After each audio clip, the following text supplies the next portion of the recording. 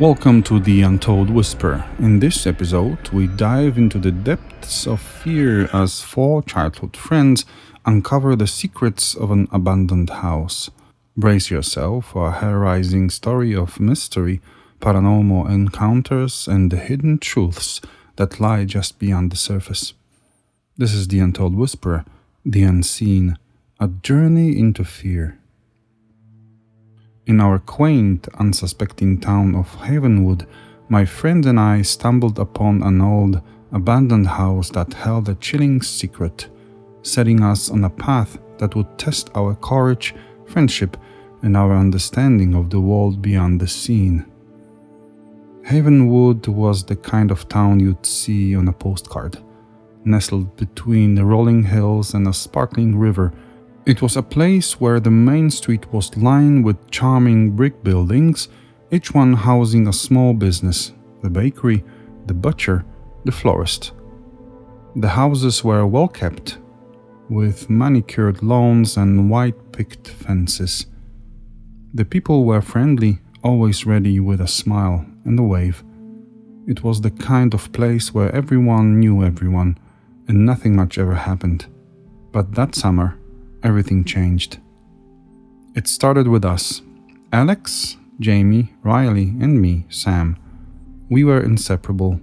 A tight-knit group often seen together around town, our laughter echoing through the quiet streets. Alex was the leader, the one who thrived on pushing boundaries and seeking out the next adventure.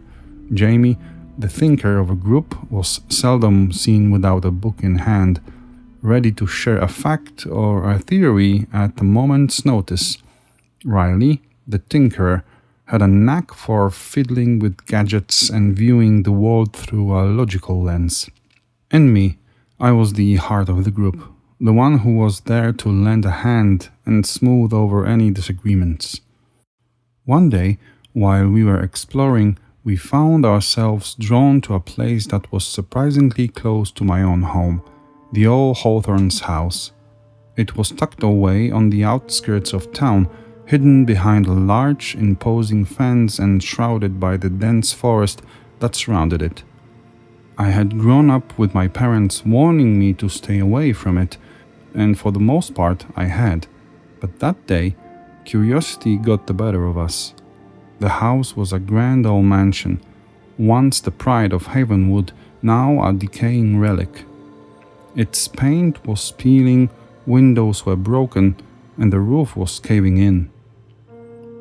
Despite its dilapidated state, there was an allure to it that we couldn't resist. "Do you guys think it's haunted?" I asked, an icy dread slowly spreading through me as I stared at the house. This icy dread, it was like a warning sign for me. It was my body's way of saying, "Proceed with caution. Something's off here." It was a sensation I'd learned to respect, a silent alarm that had steered me clear of trouble numerous times. But this wasn't like those times. Despite the feeling, there was also a compelling force, a strong curiosity that pushed us toward the house. It was as if my intuition was suggesting that the Hawthorne House had a story to tell, and we were the ones to listen. And so, we made a decision to satisfy our curiosity and explore the house further. "Only one way to find out," Alex replied with a grin, leading the way towards the house. Inside, the house was a maze of dusty rooms and creaky stairs. The wallpaper was faded and torn, revealing strange symbols etched into the walls. There were subtle signs of recent activity, footprints in the dust, a door slightly ajar, a book left open on the table. It was as if the house, despite being abandoned, still held traces of life. "Guys, look at this," Jamie called out, holding up an old photograph he found in one of the rooms. It was a family portrait, the Hawthornes, their faces stern and unsmiling. But what?" Alex asked, peering over Jamie's shoulder at the photograph. "But look at their eyes," Jamie said, pointing at the picture. "They're glowing." We all leaned in to look, and sure enough, the eyes of the Hawthorne's family in the photograph were glowing an eerie red. I was taken aback, and by the looks of my friends' faces, they were just as shocked. Maybe it's just a trick of the light, Riley suggested, but his voice lacked conviction. We spent the rest of the day exploring the house, finding more strange symbols and signs of recent activity. But as the sun began to set, we decided to call it a day. As we were leaving, I glanced back at the house one last time. I could have sworn I saw a shadowy figure in one of the windows, watching us. That night, I couldn't sleep. The image of the glowing eyes and the shadowy figure haunted my dreams. In the dream, the figure was a woman, beautiful yet ethereal, her eyes glowing with an intensity that was both terrifying and mesmerizing. She seemed to be trying to tell me something, her lips moving in silent pleas, but no matter how hard I tried, I couldn't understand her. The sense of desperation in her eyes was palpable. I couldn't shake that dream out of my head. The next day, I shared my fears and the details of the dream with my friends. "We have to go back," Alex said, his eyes shining with excitement. "We have to find out what's going on." So we did. Armed with flashlights and a sense of dread, we returned to the Hawthorne's house under the cover of darkness. As we stepped inside, the air felt colder, heavier. We moved from room to room, our flashlights casting long shadows on the walls. Suddenly, Riley, who was leading the way, froze. "Guys," he whispered, his voice trembling, "look." We followed his gaze and saw it. A shadowy figure with glowing eyes, just like in my dream. It was standing at the end of the hallway, watching us. We stood frozen in fear, our hearts pounding in our chests. Then, as quickly as it appeared, it was gone. We ran out of the house, our screams echoing in the night. We didn't stop running until we reached the safety of our homes. That night, we made a pact to uncover the truth about the Hawthorne's house, no matter how terrifying it might be. In the following days, we threw ourselves into the investigation. Jamie pored over old town records and folklore, uncovering a chilling tale of the Hawthorne's family's mysterious disappearance. Riley prepared cameras and other equipment to set up in the house, hoping to capture evidence of the paranormal. Alex and I interviewed the older locals, gathering stories about the house and its past. The more we discovered, the more we realized that we were dealing with something beyond our understanding, but we were determined to confront it. We even figured out that we should be the ones to protect our town from the unseen entity that haunted the Hawthorne's house. A bit hero-like and naive, but the urge for adventure was so strong that we couldn't resist. Little did we know our journey into the heart of fear was just beginning. The day we decided to confront the unseen entity was a day I'll never forget. The sky was overcast, a fitting backdrop for the chilling task ahead. We gathered at the Hawthorne's house, each of us carrying a piece of the puzzle we hoped would help us understand what we were up against. Jamie brought an old journal he'd found in the town library. It belonged to the last Hawthorne who lived in the house, filled with cryptic entries about a family curse and a vengeful spirit. Riley had his tech gear, ready to capture any paranormal activity. Alex had a bag of salt and iron, items folklore suggested could ward off evil spirits. I brought my courage and a hope that we could bring peace to the troubled spirit. Caution, adventure ahead, another road sign in my head calling me. The house seemed to loom larger that day, its broken windows and peeling paint more menacing under the grey sky. We entered, our footsteps echoing in the silence. The air was cold, and I could feel the hairs on the back of my neck stand up. We set up in the main living room, a grand space with a large fireplace and a chandelier hanging precariously from the ceiling. Jamie opened the journal and started reading aloud the ritual the Hawthorne family had used to try and appease the vengeful spirit. We followed his instructions, forming a circle and each holding a piece of iron. As Jamie began to recite the words from the journal, the temperature in the room dropped.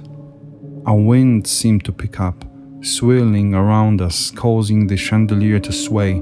I could see my breath in the air, and I tightened my grip on the iron. We didn't have to wait long before things started happening. Suddenly, the shadowy figure appeared in the middle of our circle. Its eyes glowed red, just like in the photograph, and it seemed to be looking right at me. I could feel a wave of anger and sadness emanating from it, so strong it made me stumble back. "Help me," a voice echoed around the room, so faint it was almost drowned out by the howling wind. "We want to help you," I found myself saying, my voice steady despite my pounding heart. "Tell us what you need." The figure seemed to grow larger, its form becoming more solid. It pointed towards the fireplace, where a loose brick was revealed. Alex moved towards it, pulling the brick free to reveal a small hidden compartment. Inside was a locket, old and tarnished. As Alex reached for the locket, it suddenly felt as if the temperature in the room dropped even further. The locket was cold, almost painfully so, and it wouldn't open easily. Alex struggled with it, his fingers slipping on the cold metal. The rest of us watched in tense silence, the only sound in the room the faint creaking of the house. Finally, Alex managed to open it. Inside was a picture of a girl, her eyes glowing red just like the Hawthorne family. The figure seemed to react to the opening of the locket. It let out a sigh, its form starting to fade. Before it was gone, the voice whispered something else. "Find Emily." We were left standing in the suddenly quiet room, the open locket in Alex's hand, the only proof of what we'd just experienced. It seemed like our task was far from over. The spirit wasn't just seeking peace, it was seeking Emily. After the spirit's voice disappeared, a deep silence filled the house. The wind, which had been whistling through the broken windows, stopped abruptly. The house itself seemed to hold its breath, the usual creaks and groans of the old structure going quiet. We found ourselves standing in the middle of the Hawthorne House, the first light of dawn peeking through the cracks in the boarded-up windows. It illuminated the dust particles floating in the air and cast long, stretching shadows across the worn-out floorboards. We were surprised to realize that we had spent the entire night in the house, the hours having passed unnoticed in the intensity of our encounter. As we left the house, a sense of anticipation replaced the earlier unease. We had uncovered a mystery that went beyond our initial understanding, and I couldn't help but wonder what lay ahead of us. The spirit of Hawthorne's ancestor might have found some peace, but our task was far from over. We were now on a mission to seek Emily, to uncover her story, and to right a centuries-old wrong. In the days that followed our encounter with the Hawthorne spirit, Havenwood returned to its peaceful rhythm. The sun shone bright, the birds sang, and the townsfolk went about their daily lives, oblivious to the chilling events that had transpired into the old Hawthorne house. But for us, things were different.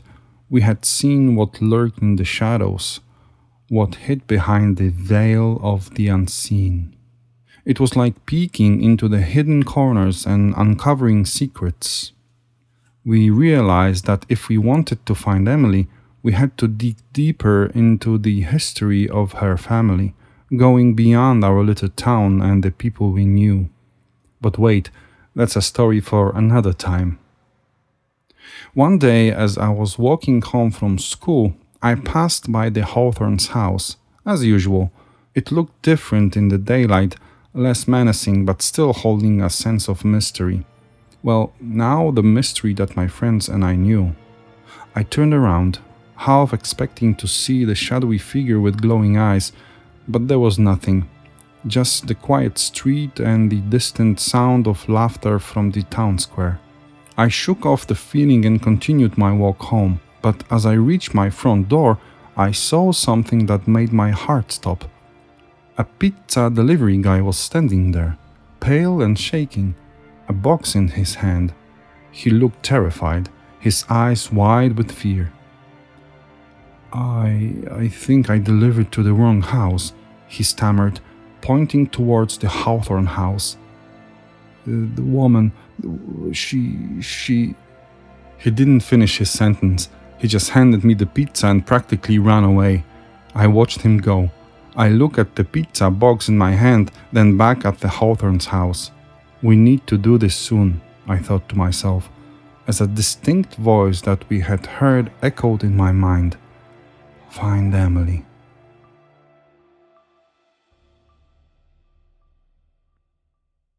And there we have it, dear listeners. The first part of our enthralling tale comes to a close.